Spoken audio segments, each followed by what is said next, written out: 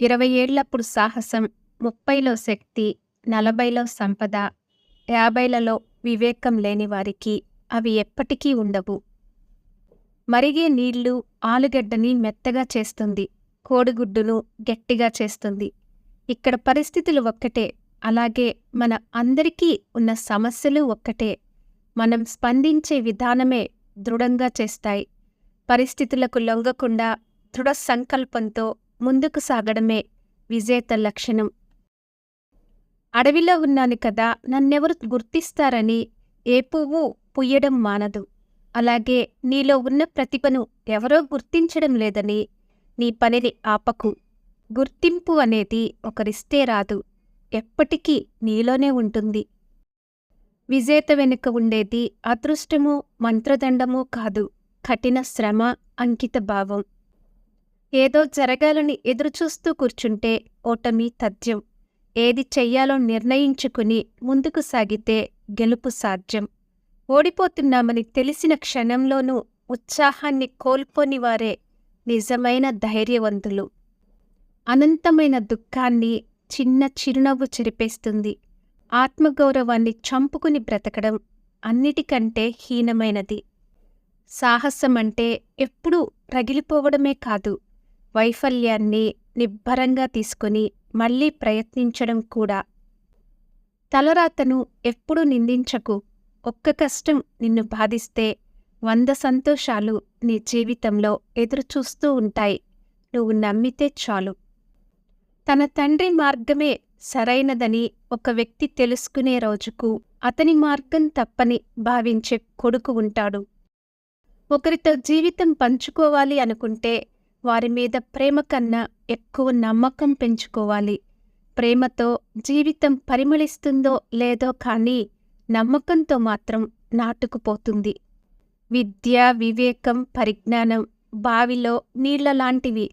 అవి తరగని నిధులు, వాడుతున్న కొద్దీ ఊరుతూనే ఉంటాయి. మానవత్వాన్ని మించింది ఈ లోకంలో లేదు. మానవత్వం ఒక సముద్రం వంటిది. అందులో 2 చుక్కల మలినం కలిసినంత మాత్రాన సముద్రమంతా చెడిపోదు. అలిసే వరకు ఆడితే అది ఆట, గెలిచే వరకు చేస్తే అది యుద్ధం, చచ్చేంతవరకు బ్రతికితే జీవితం, చచ్చినా కూడా బ్రతికి ఉండేదే మంచితనం. జీవితంలో నీ విజయం నీ గతానితో సంబంధం లేకుండా వస్తుంది. నువ్వు ఏం చేయబోతున్నావు అనే దానిమీద ఆధారపడి ఉంటుంది. నమ్మకం ప్లస్ సాధన విజయం. తలరాతను ఎప్పుడూ నిందించకు. ఒక్క కష్టం నిన్ను బాధిస్తే 100 సంతోషాలు నీ జీవితంలో ఎదురుచూస్తూ ఉంటాయి. ఎవరో తొక్కేస్తున్నారు, ఎదగనివ్వడం లేదు అని ఏ మొక్కైనా నీతో చెప్పిందా? ఎటూ కదలలేని మొక్కలో ఉన్న విశ్వాసం నీలో ఎందుకు లేదో ఆలోచించుకో. ఎవరికైనా ఉపకారం చెయ్యాలంటే ముందుగా తల్లికి చెయ్యండి. ఎవరికైనా మర్యాద ఇవ్వాలంటే ముందుగా మీ తండ్రికి ఇవ్వండి. అందరికంటే గొప్పవారు మన తల్లిదండ్రులే. అందమైన వారు అడుగడుగునా ఉంటారు, కానీ అందమైన మనసున్నవారు మాత్రం అరుదుగా ఉంటారు. జీవితమనే యుద్ధంలో గెలవడానికి ధైర్యాన్ని మించిన ఆయుధం మరొకటి లేదు. పనికిమాలిన బంధాలను, బంధుత్వాలను ఎప్పుడు వదిలేస్తారో అప్పుడే మనశ్శాంతిని పొందుతారు. ఇది అర్థం చేసుకున్నవారే జీవితాంతం ప్రశాంతంగా ఉండగలరు. ముసలితనమంటే శారీరక శక్తి క్షీణించడం కాదు, మనోబలం సన్నగిల్లడం.